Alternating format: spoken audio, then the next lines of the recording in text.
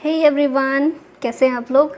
आज हम पॉलिटी के टॉप 100 MCQs यहाँ पर करने वाले हैं इस वीडियो में।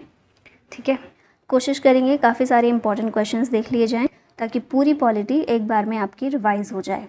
ठीक है, शुरू करेंगे। पहला क्वेश्चन है, which article of the Indian constitution empowers the president to grant pardons to any person. मतलब राष्ट्रपति की जो क्षमा दान की शक्ति है, पार्डन पावर है, कौन से आर्टिकल के तहत वो दी गई है संविधान में राष्ट्रपति को। तो ये है आर्टिकल 72। तो इसका आंसर तो हो जाएगा ऑप्शन नंबर बी। अब यहाँ पर पार्डन पावर कितने तरह की होती है ये याद रखना इंपॉर्टेंट है। तो 5 तरह की पार्डनिंग पावर होती है। 5 कौन सी हैं? तो पहली तो है पार्डन, मतलब पूरी तरह से माफ़ कर देना। ठीक है, फ्री कर देना। किसी ने कुछ भी किया हो, राष्ट्रपति ने उसको पूरी तरह क्षमा कर दिया कि आपको छोड़ा जाता है। ठीक है, माफ़ किया जाता है। फिर होता है कम्यूटेशन। कम्यूटेशन मतलब कम्यूट करना, कम कर देना, किसी कड़ी सज़ा को लाइटर फॉर्म में चेंज कर देना। फिर उसके बाद होता है रेमिशन करना। रेमिशन मतलब होता है रिड्यूस करना।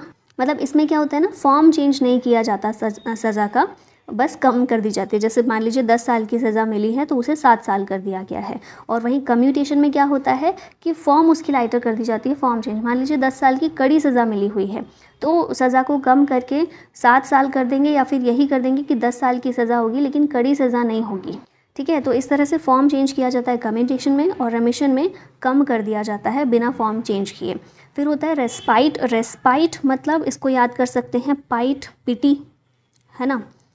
तो इस शब्द से याद कर सकते हैं रेस्पाइट को स्पेशल केसेस में, जैसे कि मान लीजिए कोई महिला है जो गर्भवती है, प्रेग्नेंट वुमेन, या फिर मेडिकल कंडीशन किसी की ठीक नहीं है, तो उस समय पर जो रिलीफ दिया जाता है स्पेशल केसेस में, उसमें रेस्पाइट का यूज़ होता है। फिर रिप्रीव होता है। रिप्रीव होता है डिले करना। मान लीजिए फांसी की सज़ा दी है किसी को और बोला गया है कि 1 महीने बाद फांसी होगी, लेकिन उस व्यक्ति ने पार्डन के लिए अप्लाई किया हुआ है राष्ट्रपति के पास। तो उस केस में ये होता है कि फांसी की सज़ा को अभी रोक दिया जाए, जब तक पार्डन वाला कोई डिसीजन नहीं आता राष्ट्रपति का, तब तक के लिए रोक दिया जाए। तो ये डिले हो जाता है रिप्रीव में। ठीक है, नेक्स्ट क्वेश्चन है, how many fundamental rights were originally in the constitution. Originally constitution में कितने फंडामेंटल राइट्स थे? तो 7 राइट्स थे ओरिजिनली। अभी हमारे पास 6 राइट हैं। राइट टू प्रॉपर्टी जो है उसको डिलीट कर दिया गया है फंडामेंटल राइट से।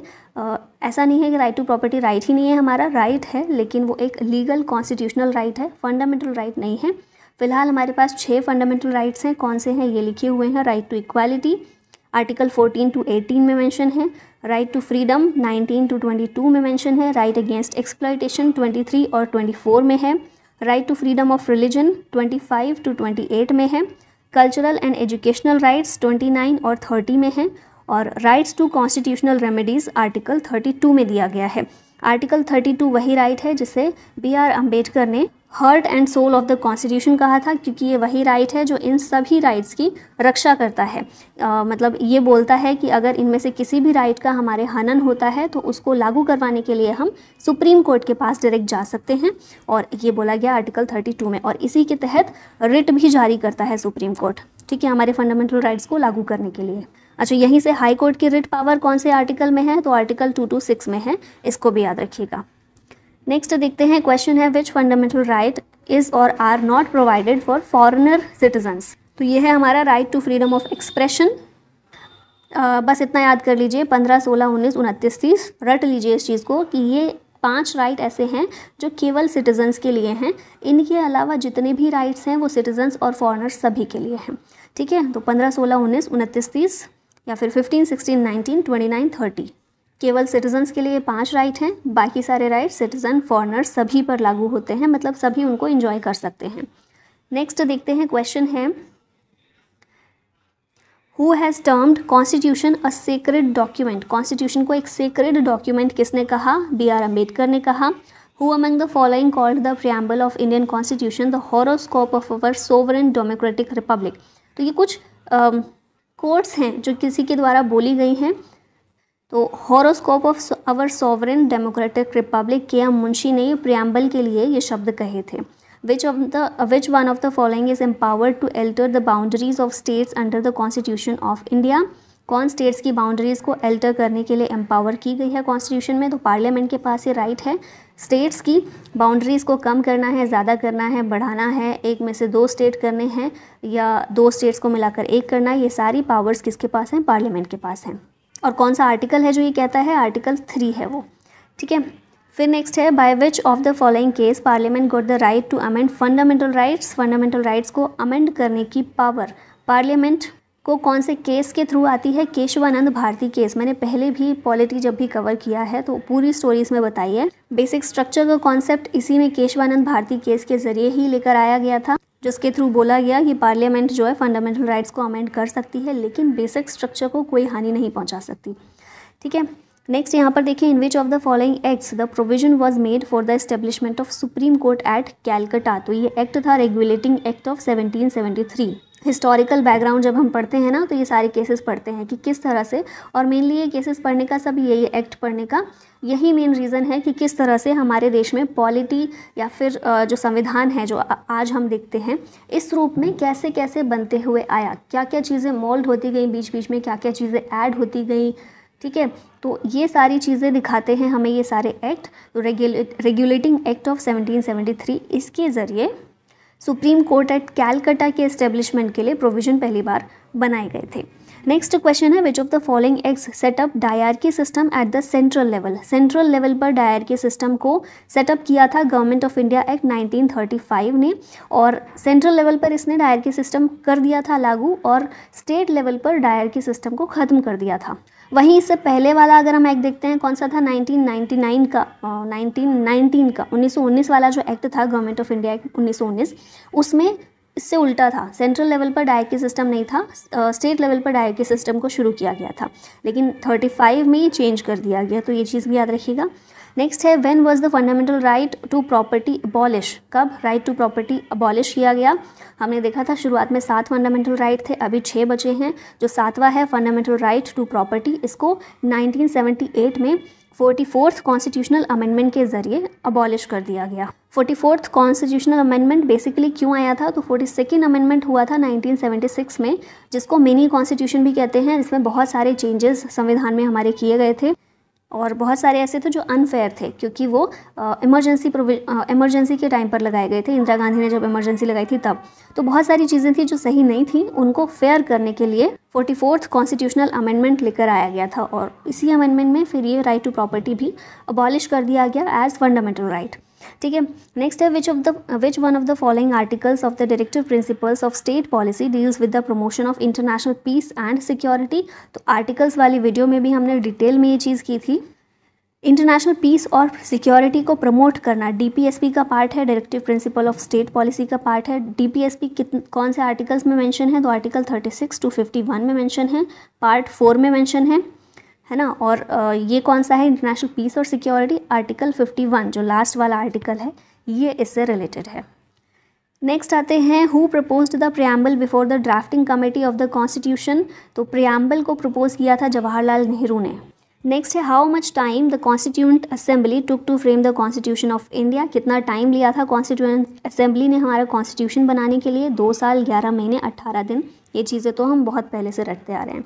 When did the constituent assembly adopt the national flag? National flag को अडॉप्ट किया था कॉन्स्टिट्यूएंट असेंबली ने 22 जुलाई 1947 को। अब यहीं से कुछ और चीज़ें भी याद कर सकते हैं आप, जैसे कि 1949 में हम कॉमनवेल्थ के मेंबर बने थे। 22 जुलाई 1947 नेशनल फ्लैग हमने अडॉप्ट किया था।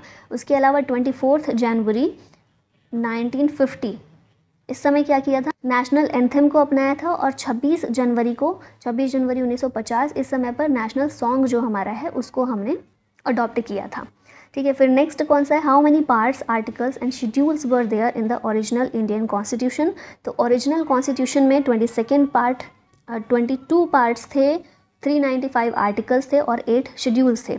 बाद में अमेंडमेंट के ज़रिए इंक्रीज़ हुए हैं ये, तो अभी पार्ट्स कितने हैं? 25 हैं। शेड्यूल कितने हैं? 12 हैं।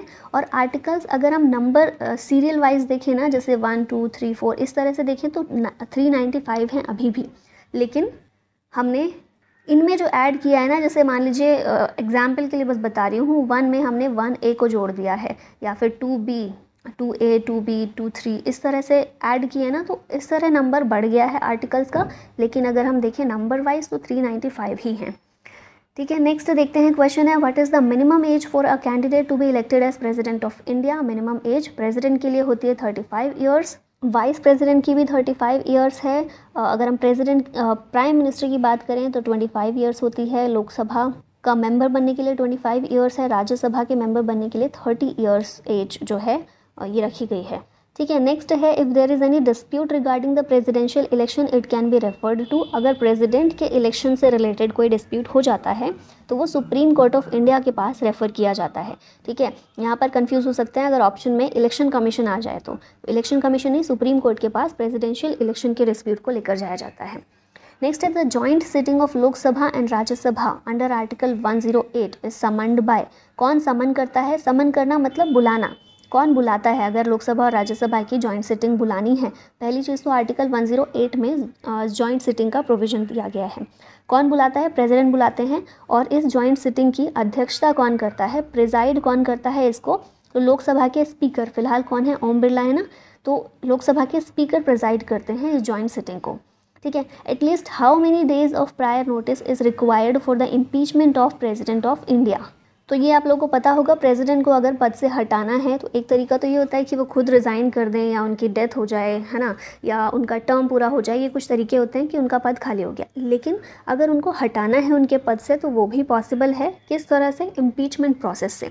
इम्पीचमेंट प्रोसेस कहाँ पर होती है? तो पार्लियामेंट इसको करती है। लेकिन इम्पीचमेंट प्रोसेस शुरू करने से पहले 14 दिन का प्रायर नोटिस प्रेसिडेंट को देना ज़रूरी है कि हम आपके खिलाफ अब इम्पीचमेंट प्रोसेस शुरू करने वाले हैं। ठीक है, नेक्स्ट आते हैं the Sarkaria commission was setup for the review of relation between. Sarkaria commission centre और स्टेट के बीच रिलेशन को रिव्यू करने के लिए सेटअप किया गया था। याद रखना है, ये इंपॉर्टेंट कमीशन है। In case of death of president and vice president of India who will act as the president of India. अब प्रेसिडेंट हैं हमारे पास, वो पद पर नहीं है या उनकी डेथ हो जाती है तो उनकी जगह कौन प्रेसिडेंट का काम संभालते हैं? वाइस प्रेसिडेंट संभालते हैं। अगर मान लीजिए वाइस प्रेसिडेंट की डेथ हो गई है या फिर वो बीमार हो गए हैं, अपने पद पर उपस्थित नहीं हो सकते हैं, तो फिर उनकी जगह chief justice of India president के रूप में पद संभालते हैं, काम करते हैं। नेक्स्ट है विच of the following articles states about the speaker and the deputy speaker of the house of the people in the parliament. कौन सा आर्टिकल है जो स्पीकर और डिप्यूटी स्पीकर की बात करता है? तो ये है आर्टिकल 93, याद रखना है। नेक्स्ट क्वेश्चन है 10th schedule of the Indian constitution deals with. तो इंपॉर्टेंट शेड्यूल है और 12 ही शेड्यूल हैं क्योंकि, तो सारे याद कर लीजिए, अच्छा रहेगा। 10th शेड्यूल जो है एंटी डिफेक्शन लॉ से रिलेटेड है। ट्रिक्स भी इसकी बहुत सारी मिल जाती हैं, जैसे टीयर्स ऑफ ओल्ड पीएम जो है ये एक वन ऑफ द ट्रिक है। जैसे टी से टेरिटरीज़ के बारे में है, ई से इमोल्यूमेंट है, ए से एफर्मेशंस हैं, आर से राज्यसभा सीट्स का एलोकेशन जो है वो शेड्यूल 4 में है। फिर 5 में शेड्यूल एरियाज़ के बारे में है, ओ other states, F4 federal list, मतलब लिस्ट जो तीनों हैं वो इसमें है। फिर ओ यहाँ पर है जो ऑफिशियल लैंग्वेजेस के बारे में बात करता है। एल से क्या है? लैंड रिफॉर्म्स वाला जो है ना 9th शेड्यूल, उसके लिए ही लेकर आया गया था। फिर डी से defection law, anti defection law, जिसकी हमने क्वेश्चन में बात की। पी से पंचायती राज के बारे में है और एम से म्यूनिसिपैलिटीज़। तो ये 12 शेड्यूल हो गए। आप इस तरह से कुछ लिख सकते हैं, इसको याद कर सकते हैं। अगर ऑलरेडी याद है तो फिर वेल एंड गुड। तो ऑप्शन ए इसका करेक्ट है। नेक्स्ट देखते हैं। अच्छा, वही ट्रिक यहाँ पर लिखी भी हुई है। चलिए नेक्स्ट है which one of the following reforms has provided the right to voting of females for the first time. तो ये था मॉन्टेग्यू चेम्सफोर्ड रिफॉर्म, या फिर इसको 1919 वाला रिफॉर्म भी कहते हैं। पहली बार फीमेल्स को वोटिंग राइट्स इसमें दिया गया था। ठीक है, हालांकि बहुत लिमिटेड राइट मिला था, लेकिन पहली बार फीमेल्स को वोट करने का हक इसमें दिया गया था। President brings ordinances under which article. कौन से आर्टिकल के अंदर ऑर्डिनेंस प्रेसिडेंट लेकर आते हैं? तो ये है आर्टिकल 1, 2, 3। जो हमारे गवर्नर्स होते हैं उनके पास भी ऑर्डिनेंस पावर है, वो है आर्टिकल 213। तो बस आपको थोड़ा आगे पीछे करना है नंबर्स को और ये याद हो जाएंगे। ठीक है, नेक्स्ट क्वेश्चन है who appoints the chairman of the public accounts committee in the Indian parliament. अभी क्या होता है कि हमारे पार्लियामेंट में मिनिस्टर्स जो हैं उनकी हेल्प करने के लिए बहुत सारी कमेटीज़ गठित की जाती हैं। हेल्प करने के लिए ऐसे कि पार्लियामेंट में बहुत सारे लोग होते हैं ना, लोकसभा राज्यसभा बहुत सारे मेंबर्स हैं, सभी एक साथ बैठेंगे, इतना टाइम नहीं होता है और फिर इतना डिस्कशन भी नहीं हो पाता। तो इजीली डिस्कशन हो सके किसी टॉपिक पर और एक कंक्लूजन जो है अच्छा सा निकल कर आ सके, इसके लिए हर एक विषय से रिलेटेड अलग अलग कमेटीज़ बना दी जाती हैं। तो इसी तरीके से फाइनेंस कमेटीज़ 3 मेन होती हैं। पब्लिक अकाउंट कमेटी उनमें से एक है। एस्टीमेट कमेटी, वो आपने बहुत सुना होगा या याद किया होगा, है ना, तो वो भी इनमें से एक है। तो चेयरमैन अपॉइंट करना होता है पब्लिक अकाउंट कमेटी का। वो चेयरमैन कौन अपॉइंट करता है? Lok Sabha speaker. Option C correct है। ठीक है, 1921 में पब्लिक अकाउंट्स कमेटी जो है इस्टेब्लिश हुई थी। 22 मेंबर्स होते हैं इसके, 1 साल के लिए मेंबर्स चुने जाते हैं और ये 22 मेंबर्स जो है ना लोकसभा और राज्यसभा दोनों से होते हैं। 15 मेंबर्स लोकसभा के होते हैं, 7 मेंबर राज्यसभा के होते हैं। ठीक है, तो टोटल 22 मेंबर्स इसमें होते हैं, लेकिन जो चेयरमैन होता है वो लोकसभा में से ही होता है। और कौन उसको अपॉइंट करता है? लोकसभा स्पीकर। क्यों इसको गठित किया जाता है? फंक्शन क्या है इसका? To examine the annual audit reports of the controller and auditor general of India. CAG की जो एनुअल रिपोर्ट होती है उसको एग्जामाइन करना। अच्छा, एस्टीमेट्स कमेटी जो होती है ना, मैंने बताया था अभी, वो भी फाइनेंस कमेटी है एक। उसमें 30 मेंबर्स होते हैं। सबसे ज़्यादा मेंबर एस्टीमेट कमेटी में ही होते हैं और सबसे बड़ी कमेटी भी वो है और उसमें सिर्फ लोकसभा के मेंबर्स होते हैं, राज्यसभा का उसमें कोई पार्ट नहीं है। ठीक है, which article of the constitution provides protection to the accused regarding conviction from double bar and self incrimination. मतलब किसी व्यक्ति को अगर गिरफ्तार किया जाता है तो वो किस तरह से उसे किस तरह के अधिकार दिए गए हैं।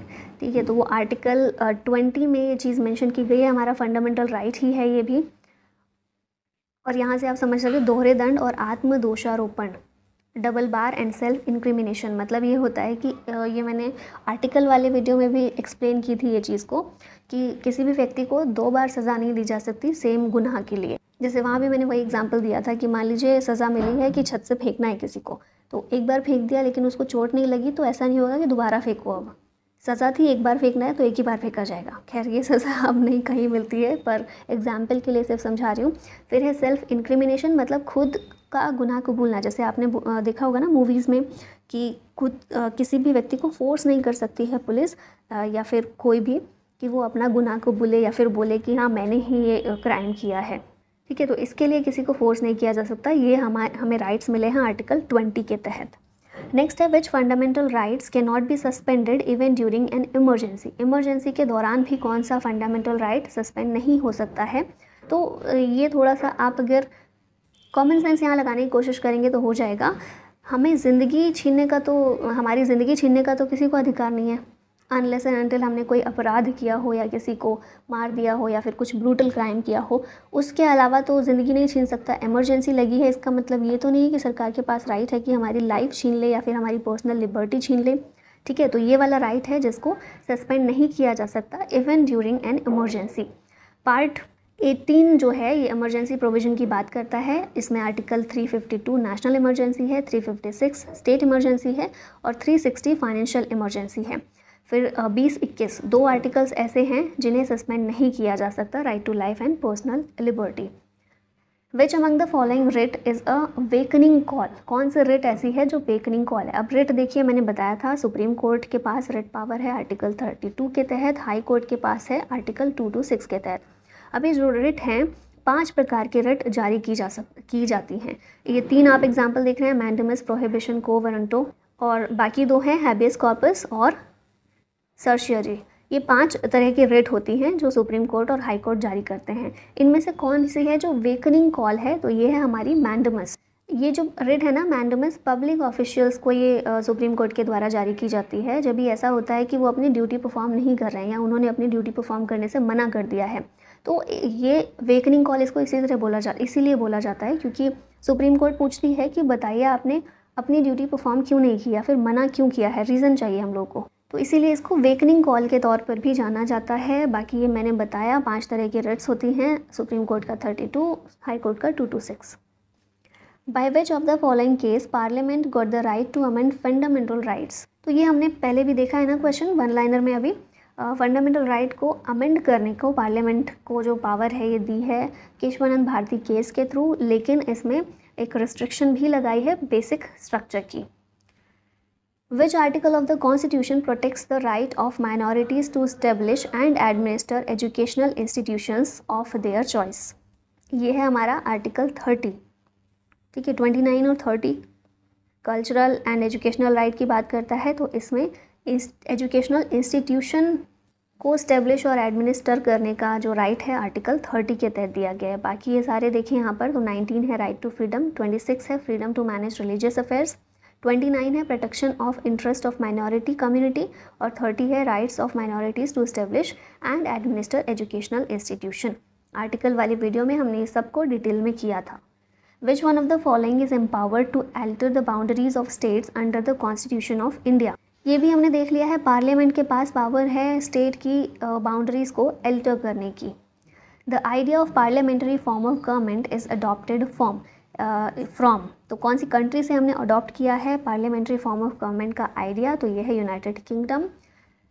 यहाँ पर ये चीज़ याद रखिएगा, गवर्नमेंट से रिलेटेड कुछ भी चीज़ है ना तो ज़्यादातर हमने यूके से ही ली है, क्योंकि यूनाइटेड किंगडम का ही रूल था हमारे ऊपर, तो वहीं की सारी चीज़ें हम कर रहे थे उस टाइम पर, है ना। उन्होंने ही सारी चीज़ें लागू की थी, गवर्नमेंट डायरेक्ट सिस्टम और जो भी चीज़ें थी।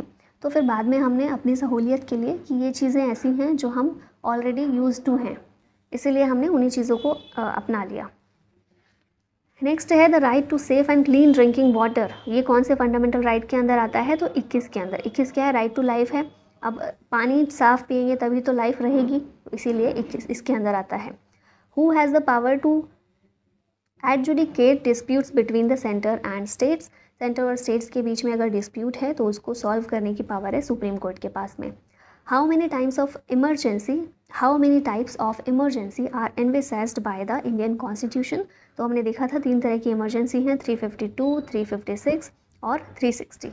नेशनल इमरजेंसी, प्रेसिडेंट्स रूल, या फिर स्टेट इमरजेंसी और financial emergency. Which is the first ever state constituted on linguistic basis? Linguistic basis पर पहला स्टेट जो फॉर्म हुआ था वो था आंध्र प्रदेश, और कब हुआ था? अक्टूबर 1953 में। मद्रास स्टेट से तेलुगु स्पीकिंग एरिया को अलग करके आंध्र प्रदेश बना दिया गया था। फंडामेंटल राइट्स के बारे में क्या चीज़ ठीक है? तो fundamental rights can be suspended during emergency, option D यहाँ पर सही होगा। कैन नॉट बी सस्पेंडेड तो गलत ही है। Can be suspended by the order of prime minister, तो ये तो कुछ है ही नहीं। और can be suspended on the will of president, तो प्रेसिडेंट की विल पर भी ये बेस नहीं है। Can be suspended during emergency except 20 and 21। Which one of the following is not the philosophy of the constitution of India? Constitution की philosophy कौन सी नहीं है इनमें से? तो देख लीजिए, जो प्रेम्बल है हमारी उसी से आंसर इसका हो जाएगा। वेलफेयर स्टेट हमारा है तो बिल्कुल है, सोशलिस्ट स्टेट है तो बिल्कुल, और पॉलिटिकल इक्वालिटी भी प्रोवाइड करता है हमारा कॉन्स्टिट्यूशन। कम्युनिस्ट स्टेट नहीं है, तो ऑप्शन डी यहाँ पर करेक्ट हो जाएगा। How many types of justice has been enshrined in the preamble of the Constitution of India? preamble अच्छे से याद होनी चाहिए सब लोगों को, ठीक है। कितने तरह का जस्टिस preamble में दिया गया है? तो 3 तरह का जस्टिस preamble के अंदर मेंशन किया गया है। ये 3 कौन सा जस्टिस है? Social, economic and political justice. Which one of the following is not the feature of Indian constitution? कौन सा फीचर नहीं है? तो क्या हमारी गवर्नमेंट पार्लियामेंट्री गवर्नमेंट है? तो बिल्कुल ठीक है। प्रेसिडेंशियल गवर्नमेंट है? ये गलत है। प्रेसिडेंशियल गवर्नमेंट कहाँ की है? यूएसए की है। पार्लियामेंट्री कहाँ की है? यूके की है। और मैंने बताया था गवर्नमेंट के ज़्यादातर प्रोविज़न हमने यूके से लिए हैं। प्रेसिडेंशियल गवर्नमेंट हमारे यहाँ नहीं है, क्योंकि हम यूएसए में देखते हैं जो बाइडन कौन है? प्रेसिडेंट हैं, और वही लीडर हैं ना कंट्री के। लेकिन हमारे यहाँ पर ऐसा कुछ नहीं है। फिर इंडिपेंडेंस ऑफ जुडिशरी भी है हमारे यहाँ, और फेडरल गवर्नमेंट भी है, तो ऑप्शन बी इसका करेक्ट है। Prevention of cruelty to animals is listed in which list of the Indian constitution? 3 list है ना, यूनियन, स्टेट और concurrent list.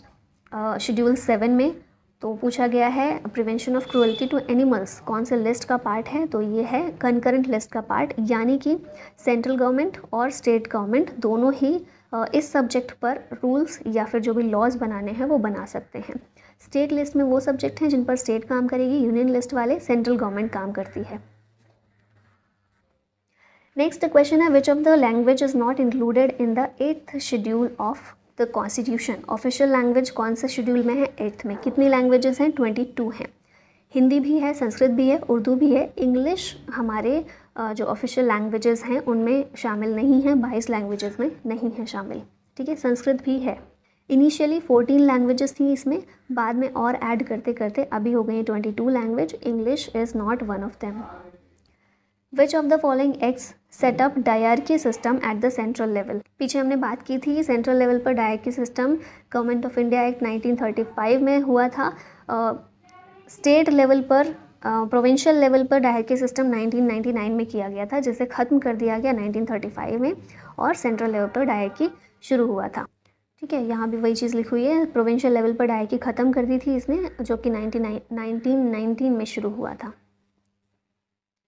Which act of British Parliament abolished the East India Company monopoly over trade in India? तो पहले क्या हुआ करता था, east India company की मोनोपोली थी कि भारत में ट्रेड सिर्फ ईस्ट इंडिया कंपनी करेगी, यूके की और कोई कंपनी यहाँ पर ट्रेड नहीं कर सकती थी, उनके पास मोनोपोली थी। लेकिन चार्टर एक्ट ऑफ 1813 में क्या हुआ, 1813 में वो मोनोपोली को ख़त्म कर दिया गया था, except trade with China and trade in tea. China के साथ ट्रेड करना हो अगर, तो उसमें मोनोपोली फिर अभी भी बनी हुई थी, और अगर चाय का व्यापार करना है, ट्रेड इन टी करना है भारत से भी, तो उसमें भी मोनोपोली थी। इन दोनों फील्ड के अलावा बाकी सब से मोनोपोली ख़त्म हो गई थी। बाकी कंपनीज़ को भी अलाउ हो गया था कि वो अब भारत आकर जो व्यापार है शुरू कर सकते हैं। The act of 1909 was associated with, किस चीज़ से एसोसिएटेड है या किस चीज़ के लिए बेसिकली ये जाना जाता है, तो ये जाना जाता है सेपरेट इलेक्टोरेट के लिए।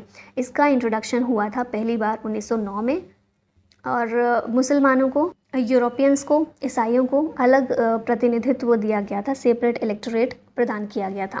फिर 1919 में इसी को बढ़ाकर शेड्यूल कास्ट के लिए भी कर दिया गया था, जिसका फिर विरोध हुआ, और शुरुआत में बी आर अम्बेडकर ने उसको अपना लिया था, लेकिन फिर बाद में गांधी जी ने अनशन किया इस बात के ऊपर। यरवदा जेल में वो उस टाइम पर थे, है ना, उन्होंने अनशन किया था, और उसके बाद 19 के बाद पूना पैक्ट साइन हुआ between Gandhi ji and doctor B R Ambedkar ji.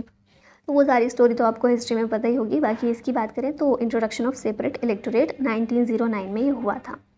In which of the following cases supreme court held that the preamble forms part of the constitution. तो ये था Bommai versus union of India case, जिसमें सुप्रीम कोर्ट ने बोला कि preamble constitution का part है। अब इसमें भी ना बहुत सारे केसेस आते हैं अलग अलग। स्टार्टिंग में सुप्रीम कोर्ट ने बोला कि प्रियम्बल पार्ट नहीं है, फिर बोला है, फिर बोला नहीं है, फिर बोला है, इस तरह से केसेस आते रहते हैं। लेकिन finally Bommai versus union of India case जो था, इसमें सुप्रीम कोर्ट ने माना कि प्रियम्बल कॉन्स्टिट्यूशन का पार्ट है। नेक्स्ट क्वेश्चन है, Dinesh Goswami committee was concern with, तो ये कंसर्न थी इलेक्टोरल रिफॉर्म्स के लिए, है ना, मतलब इसके लिए बनाई गई थी। Who has been authorised to constitute finance commission to review finance position of panchayat. तो जो पंचायती राज सिस्टम को कॉन्स्टिट्यूशनल दर्जा दिया गया, संवैधानिक दर्जा दिया गया, तो उसके बाद क्या हुआ कि finance commission, state finance commission का भी गठित करने की बात की गई, और गवर्नर ऑफ स्टेट के द्वारा ये कॉन्स्टिट्यूट किया जाता है। जैसे हमारा सेंट्रल का है ना फाइनेंस कमीशन हर 5 साल के लिए, वैसे ही ये भी है, ये गवर्नर के द्वारा, और सेंट्रल वाला प्रेसिडेंट के द्वारा किया जाता है ना। The committee which recommended that the panchayati raj institutions should be constitutionally recognised was, तो पहली बार LM सिंघवी कमेटी ऐसी थी जिसने बोला था कि पंचायती राज इंस्टीट्यूशन को संवैधानिक दर्जा दिया जाना चाहिए, कॉन्स्टिट्यूशनल रिकॉग्निशन मिलना चाहिए। By which of the following act Legislative Council of India received the power to discuss the budget? तो इंडियन काउंसिल एक्ट 1892 का जो था, उसमें पहली बार ऐसा हुआ था कि बजट को डिस्कस करने की power legislative council of India को दी गई थी। नेक्स्ट है, the concept of judicial review in India has been adopted from the constitution of. Judicial review की जो कॉन्सेप्ट है ये USA से हमने अडॉप्ट किया है। बेसिकली क्या है जुडिशियल रिव्यू, तो कोर्ट जो है ना अपने खुद के फैसलों को रिव्यू कर सकती है जब भी वो चाहे, सुप्रीम कोर्ट, हाई कोर्ट। तो ये जो चीज़ है, कॉन्सेप्ट हमने USA से अडॉप्ट किया है। ठीक है, नेक्स्ट है, who has the right under the constitution to seek the opinion of the supreme court on the question of law. तो अगर लॉ से रिलेटेड कुछ भी क्वेश्चन आता है, सामने कोई भी मामला आता है, तो सुप्रीम कोर्ट से ओपिनियन लेने का अधिकार प्रेसिडेंट के पास है। ठीक है, प्रेसिडेंट चाहें तो कभी भी लॉ से रिलेटेड किसी मामले पर सुप्रीम कोर्ट से डिस्कस कर सकते हैं, उनसे राय मशवरा कर सकते हैं। नेक्स्ट क्वेश्चन है, 4th schedule of the constitution of India deals with. 4th schedule जो है किससे डील करता है? टीयर्स ऑफ ओल्ड PM, याद है मैंने बताया था टीयर्स में 4th नंबर पर है आर मतलब राज्यसभा। तो allocation of seats for the council of state, council of state ही होता है ना राज्यसभा, तो इसके लिए सीट्स का एलोकेशन ये दिया गया है 4th शेड्यूल में। विच one of the following is not correctly matched, इनमें से कौन सा करेक्टली मैच्ड नहीं है? तो article 39A equal justice and free legal aid, ये बिल्कुल ठीक है। आर्टिकल 40 ये अच्छे से याद होगा, ये विलेज पंचायत के बारे में बात करता है। 44 में यूसीसी के बारे में मेंशन है, यूनिफॉर्म सिविल कोड। 48 वाला ये गलत है, separation of judiciary from executive, ये किस में दिया गया है? आर्टिकल 50 में, है ना, डीपीएसपी का आर्टिकल 50। 51 कौन सा था? इंटरनेशनल पीस को बनाए रखना। आर्टिकल 50 है separation of judiciary from executive. और 48 क्या है? तो 48 है, यहाँ पर देखिए, organisation of agriculture and animal husbandry. Which article of the Indian constitution is related to Indian foreign policy? तो बिल्कुल मैंने अभी बताया, इंटरनेशनल पीस से रिलेटेड कौन सा है? आर्टिकल 51, और वही हमारा संबंधित है फॉरेन पॉलिसी से related. Fundamental duties were incorporated in the constitution on the recommendation of. अच्छा, ये चीज़ अच्छे से याद रखनी है। फंडामेंटल ड्यूटीज़ जो हैं ओरिजिनली हमारे संविधान में नहीं थी, बाद में शामिल की गई आर्टिकल 51A पार्ट 4A में, है ना। और कौन सी कमेटी थी जिसने इसके लिए रिकमेंड किया था? ये थी Swaran Singh committee, option A correct है। The president of India is elected by, president of India को किसके द्वारा इलेक्ट किया जाता है? तो जो हमारी राज्यसभा है, लोकसभा है, और स्टेट लेजिस्लेटिव असेंबली या फिर यूनियन टेरिटरीज़ में भी जहाँ पर लेजिस्लेटिव असेंबली है, वहाँ के इलेक्टेड मेंबर्स जो हैं वो चुनते हैं प्रेसिडेंट को। ये चीज़ याद रखनी है कि नॉमिनेटेड मेंबर्स प्रेसिडेंट को नहीं चुनते हैं, उनका कोई रोल नहीं होता है इलेक्शन में। केवल Rajya Sabha, Lok Sabha, state legislative assembly और यूटी दिल्ली पुडुचेरी जो हैं वहाँ की लेजिस्लेटिव असेंबली के इलेक्टेड मेंबर्स मिलकर चुनते हैं। वहीं जब हम वाइस प्रेसिडेंट के इलेक्शन की बात करते हैं तो उनको सिर्फ लोकसभा और राज्यसभा के इलेक्टेड और नॉमिनेटेड दोनों मेंबर चुनते हैं, ठीक है। तो ये डिफरेंस याद रखिएगा। To whom does the president of India address his resignation? Resignation किसको देते हैं प्रेसिडेंट? तो वाइस प्रेसिडेंट को देते हैं, और वाइस प्रेसिडेंट प्रेसिडेंट को देते हैं। The dispute relating to the election of the president is referred to the, पहले भी बात की है हमने, सुप्रीम कोर्ट के पास जाता है अगर डिस्प्यूट होता है तो।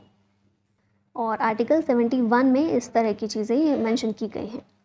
विच article of the Indian constitution empowers the president to consult the supreme court? पीछे हमने देखा था ना कि अगर प्रेसिडेंट को कंसल्ट करना है कोई लॉ के इशू पर तो सुप्रीम कोर्ट से कर सकते हैं। कौन सा आर्टिकल है ये? आर्टिकल 143, ठीक है। Which one of the following is not appointed by the president of India? President के द्वारा कौन अपॉइंट नहीं किया जाता है?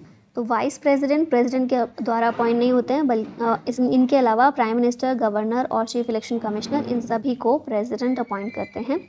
वाइस प्रेसिडेंट का चुनाव होता है, और मैंने बताया था अभी लोकसभा और राज्यसभा दोनों के ही इलेक्टेड और नॉमिनेटेड दोनों मेंबर्स चुनते हैं वाइस प्रेसिडेंट को। और आर्टिकल याद रख सकते हैं 66 है। हु कैन रिमूव अ जज of supreme court? Supreme court के जज को कौन हटा सकता है?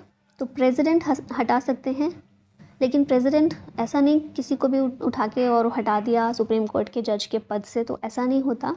पार्लियामेंट रिमूवल पूरी प्रोसेस होती है, रिमूवल की पार्लियामेंट करती है वो प्रोसेस। फिर जब अगर वो प्रोसेस हो जाती है कंप्लीट तो फिर प्रेसिडेंट हटा देते हैं उस व्यक्ति को, ठीक है। The Indian legislature was made bicameral for the first time by, तो ये था हमारा 1919 का act, government of India act 1919 का था जो, इसमें पहली बार बाई कैमरल लेजिस्लेचर बनाया गया था।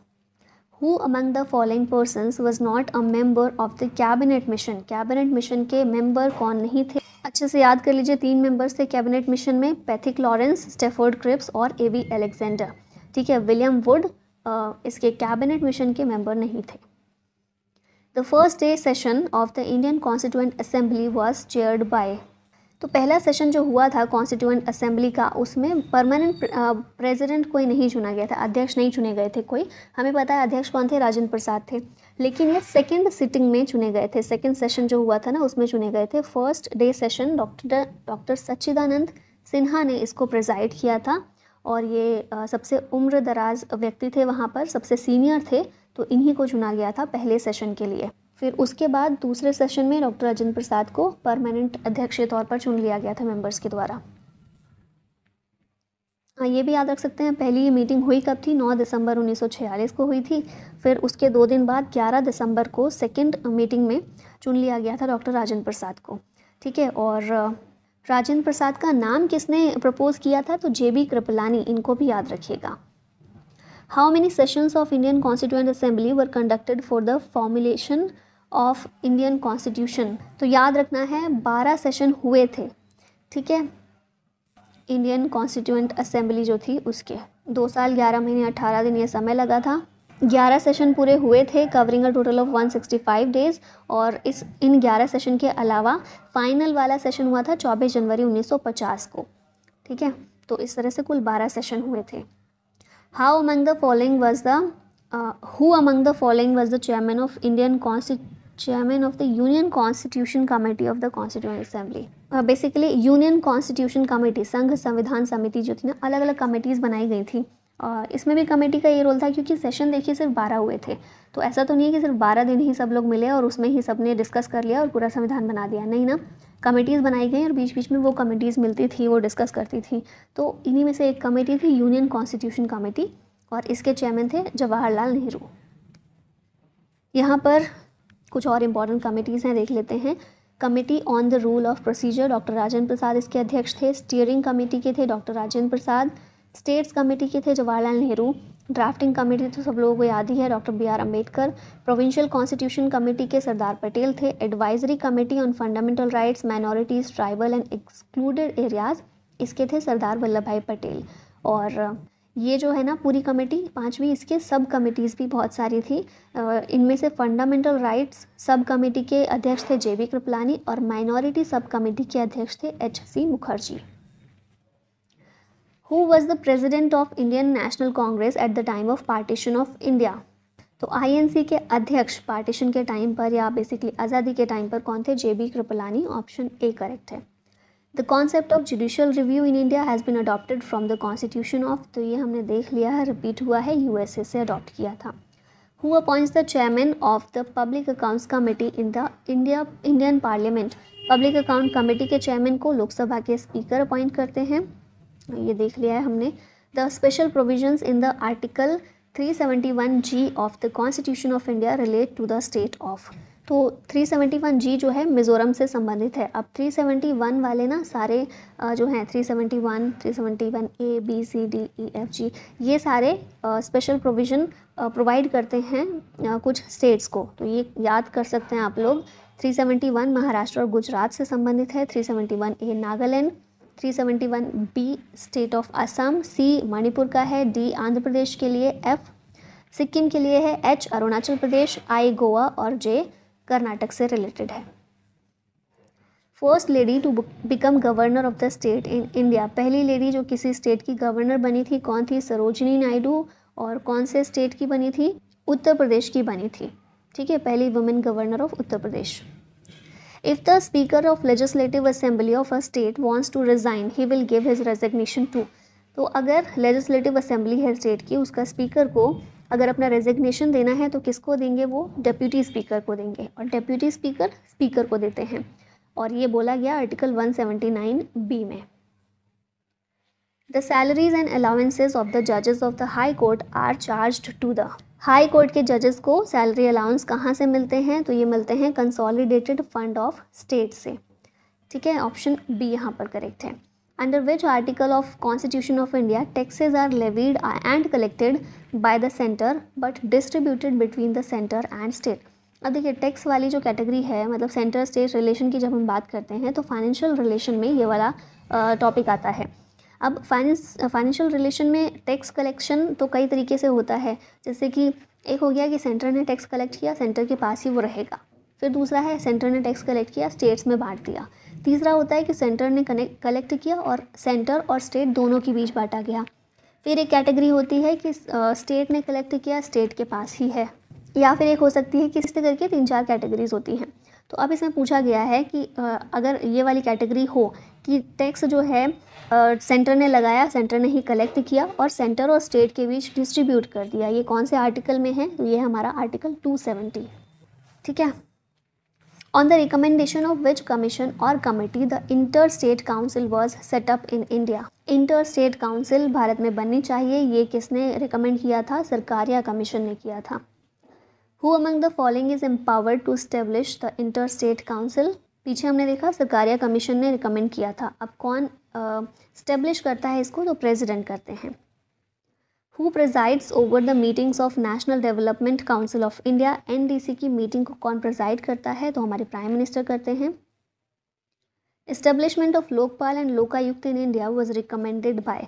किसने रिकमेंड किया था लोकपाल और लोकायुक्त के एस्टेब्लिशमेंट को? तो एडमिनिस्ट्रेटिव रिफॉर्म कमीशन ने। The chief election commissioner of India is appointed by. किसके द्वारा अपॉइंट होते हैं? तो हमारे प्रेसिडेंट के द्वारा। Who administers the oath of office to the president of India. तो प्रेसिडेंट जो हैं ओथ किसके सामने लेते हैं? अपना जो शपथ है लेते हैं चीफ जस्टिस ऑफ इंडिया के सामने। Which of the following is not related to election commission. Election commission से संबंधित कौन सा नहीं है? तो इसका करेक्ट आंसर होगा ऑप्शन ए। बाकी सारे इलेक्शन कमीशन से रिलेटेड ही चीज़ें हैं। To distribute election symbol, to settle the validity of election, to conduct election peacefully. तो ये कौन करता है? नोटिफिकेशन इलेक्शन की कौन इशू करता है? तो जब लोकसभा या राज्यसभा के इलेक्शन होने होते हैं तो उस टाइम पर प्रेसिडेंट नोटिफिकेशन जारी करते हैं, और अगर स्टेट लेजिस्लेटिव असेंबली का इलेक्शन होना है तो गवर्नर ऑफ द स्टेट वो नोटिफिकेशन को इशू करते हैं। ठीक है। The decision to disqualify the person declared convict by the court to contest the elections has been made by. मतलब कोई ऐसा व्यक्ति है जिसे कन्विक्ट किया हुआ है कोर्ट ने, उसे डिसक्वालीफाई करना है इलेक्शन लड़ने से, तो ये कौन करता है? पार्लियामेंट करती है। विच of the following is concerned with the 61st amendment of the Indian constitution. तो 61st अमेंडमेंट जो है कॉन्स्टिट्यूशन का, ये संबंधित है lowering the age of voters. ठीक है, हमारी जो वोटर्स की एज है 21 से कम करके 18 साल की गई थी 61st अमेंडमेंट के ज़रिए। विच of the following elections is not conducted by the election commission. Election commission local bodies के इलेक्शंस को कंडक्ट नहीं करता। इसके अलावा प्रेसिडेंट का हो, राज्यसभा का हो, लोकसभा का हो, लेजिस्लेटिव असेंबली का हो, स्टेट लेजिस्लेटिव असेंबली का हो, या फिर वाइस प्रेसिडेंट का हो, ये सारे इलेक्शंस को इलेक्शन कमीशन कंडक्ट करता है। लोकल बॉडीज़ और लोकल बॉडीज़ जिसमें म्यूनिसिपैलिटी और पंचायती राज सिस्टम जो है इंस्टीट्यूशन वो आते हैं, ये स्टेट इलेक्शन कमीशन उनके इलेक्शन करवाता है। नेक्स्ट है functions to be assigned to panchayats by 73rd amendment of constitution are mentioned in. तो जो भी फंक्शंस हैं मतलब काम बताए गए हैं पंचायत को कि काम क्या क्या करने हैं 73rd अमेंडमेंट के ज़रिए, तो कौन सा शेड्यूल है इसके लिए? 11th शेड्यूल है। 12th शेड्यूल म्यूनिसिपैलिटीज़ के लिए है। The appointment of a governor in a state is made as per the provision in the constitution under article। Governor का जो अपॉइंटमेंट है कौन से आर्टिकल के तहत किया जाता है? तो 155 के तहत। विच of the following cases comes under the jurisdiction of high court and supreme court. तो ये है enforcement of fundamental rights.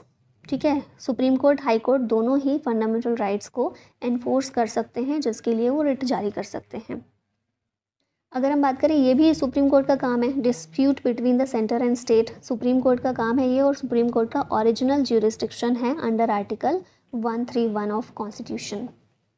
Next question है, by which of the following act legislative council of India received the power to discuss the budget. Budget को discuss करने का ये तो repeat हुआ है ना, और आई थिंक सारे ही रिपीट हुए हैं ये। नेक्स्ट देखते हैं, विच one of the following is in the state list. State list का कौन सा पार्ट है इनमें से? तो ये है हमारा रेलवे पुलिस। रेलवे जो है यूनियन लिस्ट का सब्जेक्ट है, लेकिन रेलवे पुलिस स्टेट लिस्ट का सब्जेक्ट है। फिर हम देखें कॉरपोरेशन टैक्स है या फिर सेंसस है, ये दोनों ही यूनियन लिस्ट के पार्ट हैं। इकोनॉमिक एंड सोशल प्लानिंग ये कंकरेंट लिस्ट का पार्ट है। ठीक है। नेक्स्ट है, provisions of schedule 6 of the constitution does not apply to which of these state. 6th schedule 4 states के बारे में है बेसिकली, और मणिपुर इनमें शामिल नहीं है। ये तीनों स्टेट हैं असम, मेघालय, त्रिपुरा, और चौथा है मिज़ोरम। ठीक है, मणिपुर नहीं है। इसको याद करने के लिए एक निमोनिक है, ATM में मनी नहीं।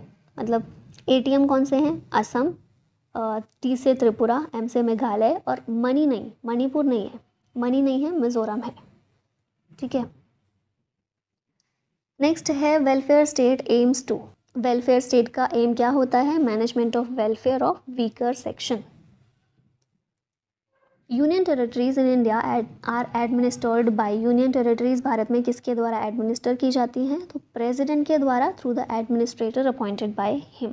बेसिकली प्रेसिडेंट होते हैं लेकिन वो खुद नहीं करते बल्कि एक एडमिनिस्ट्रेटर को अपॉइंट कर देते हैं और उसी एडमिनिस्ट्रेटर को गवर्नर या फिर डेप्यूटी गवर्नर या फिर एडमिनिस्ट्रेटर के नाम से जानते हैं। A British citizen staying in India can not claim right to. Basically पूछा है फॉरेनर के लिए कौन सा राइट इनमें से नहीं है, तो ये है freedom of trade and profession. Bharat में कोई ब्रिटिश सिटीज़न जो रह रहा हो वो freedom of trade and profession को क्लेम नहीं कर सकता है। और मैंने बताया थे 5 याद करने हैं जो सिर्फ सिटीज़न के लिए हैं, 15, 16, 19, 29 और 30। ये 5 हैं जो सिर्फ सिटीज़न के लिए हैं, इसके अलावा सारे वो सबके लिए हैं। Which of the following fundamental rights is not available to foreign citizens. Again वही चीज़ आ गई है, article 19 right to freedom of expression, ये फॉरेन सिटीजन्स को नहीं है available. Which of the following rights conferred by the constitution of India is also available to non citizens. Non citizens को भी कौन सा अवेलेबल है इनमें से? तो देखिए मैंने बोला था 15, 16, 19, 29, 30 है ना, इसको रट लीजिए बिल्कुल अच्छे से। अब इनमें से फ्रीडम ऑफ स्पीच 19 में आता है, freedom to move and settle in any part ये भी इसमें आता है, फ्रीडम टू एक्वायर प्रॉपर्टी ये तो फंडामेंटल राइट ही नहीं है। और फंडामेंटल राइट में मैंने बोला था कि इनके अलावा सारे इंडियन के लिए भी हैं और फॉरेनर्स के लिए भी हैं। तो राइट टू कॉन्स्टिट्यूशनल रेमेडीज़ कौन सा है? 32 है, तो ये इसका आंसर होगा, ये सभी के लिए है। The provisions of reservation of OBC is made in the constitution under which article. तो ओबीसी के लिए रिजर्वेशन जो है, अभी देखिए नेशनल कमीशन बना दिया गया था बैकवर्ड क्लासेस के लिए, और फंडामेंटल राइट में बात करें तो किस में ऐड किया गया है इस चीज़ को? तो ये है आर्टिकल 15(4) और 16(4). ठीक है, एक जो है एजुकेशनल इंस्टीट्यूशन में रिजर्वेशन से रिलेटेड है, दूसरा नौकरी में रिजर्वेशन से रिलेटेड है। ठीक है, तो 15(4) जो है ये एजुकेशन में है और 16(4) ये नौकरी के लिए है। ठीक है, रिजर्वेशन इन अपॉइंटमेंट्स और पोस्ट। नेक्स्ट है विच of the following is not a fundamental right. इनमें से कौन सा फंडामेंटल राइट नहीं है? तो equal pay for equal work, ये डीपीएसपी का पार्ट है, हमारा फंडामेंटल राइट ये नहीं है, बाकी सारे फंडामेंटल राइट्स हैं। Panchayati Raj system in India is laid down under. तो Panchayati Raj system originally article 40 DPSP में मेंशन था, बाद में इसे कॉन्स्टिट्यूशनल दर्जा दिया गया। Which of the following is not included in the directive principle of states policy.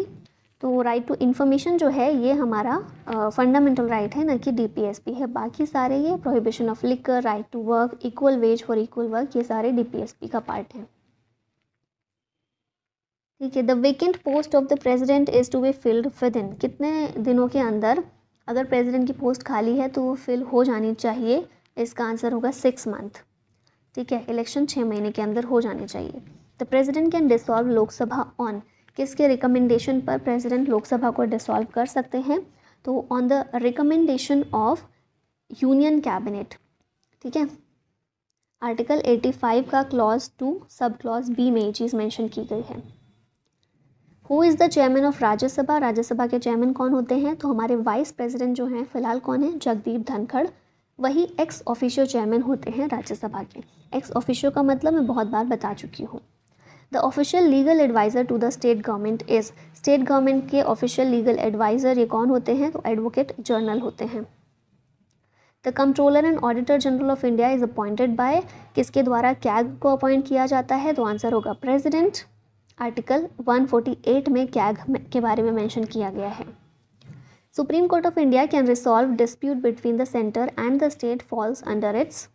कौन सी ज्यूरिसडिक्शन होती है? एपेलेट, ओरिजिनल, कॉन्स्टिट्यूशनल या फिर एडवाइजरी, जिसके तहत सेंटर और स्टेट के डिस्प्यूट को सुप्रीम कोर्ट सॉल्व करता है। तो हमने पीछे देखा था ना, ओरिजिनल ज्यूरिसडिक्शन के तहत सुप्रीम कोर्ट सेंटर और स्टेट के डिस्प्यूट को रिसॉल्व करता है। The procedure of impeachment of the president of India is. किस तरह का प्रोसीजर है ये? तो क्वाजी जुडिशियल प्रोसीजर है। ठीक है, in the Indian constitution the method of election of president has been taken from which country. Election of president के इलेक्शन का मेथड कहाँ से हमने लिया है? तो ये हमने आयरलैंड से डिराइव किया है। If a money bill is accepted in Lok Sabha, Rajya Sabha can withhold it maximum up to. अब देखिए ये याद रखिएगा, मनी बिल के लिए पावर जो है लोकसभा के पास है, बस राज्यसभा के पास कोई पावर नहीं है। मनी बिल को अगर प्रेजेंट करना है तो लोकसभा में ही किया जा सकता है, राज्यसभा में नहीं।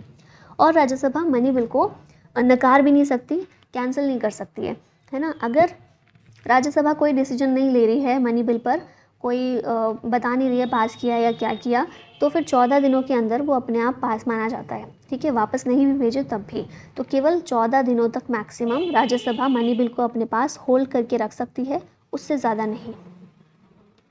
Who among the following presides over the joint sitting of Lok Sabha and Rajya Sabha. तो ये मैंने स्टार्टिंग में बताया था, लोकसभा के स्पीकर जो होते हैं वो जॉइंट सिटिंग को प्रिसाइड करते हैं, ठीक है।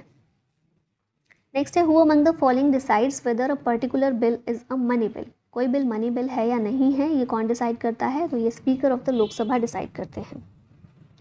Which is largest committee of the Indian parliament. Indian parliament की लार्जेस्ट कमेटी कौन सी है, तो ये मैंने बताया था, एस्टिमेट्स कमेटी जो है ये सबसे बड़ी है। इसमें 30 मेंबर्स होते हैं और सारे के सारे मेंबर लोकसभा से हैं सिर्फ, ठीक है। पब्लिक अकाउंट्स कमेटी और कमेटी ऑन पब्लिक अंडरटेकिंग दोनों में 22 मेंबर्स होते हैं, जिसमें 15 लोकसभा के और 7 मेंबर राज्यसभा से होते हैं। तो बड़ी कमेटी कौन सी है, estimate committee. On which of the following a parliamentary committee has not been setup.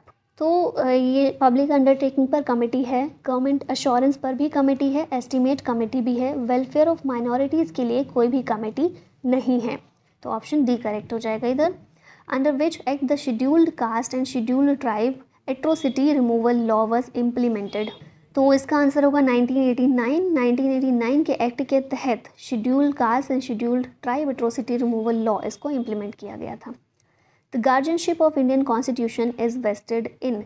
Indian constitution की गार्जियनशिप किसके पास है, तो ये है हमारे सुप्रीम कोर्ट के पास। क्यों, क्योंकि कुछ भी कॉन्स्टिट्यूशन की चीज़ों को अगर लागू करना है या फिर कॉन्स्टिट्यूशन को अगर डिफ़ाइन करना है तो ये सब कौन करता है, सुप्रीम कोर्ट करता है।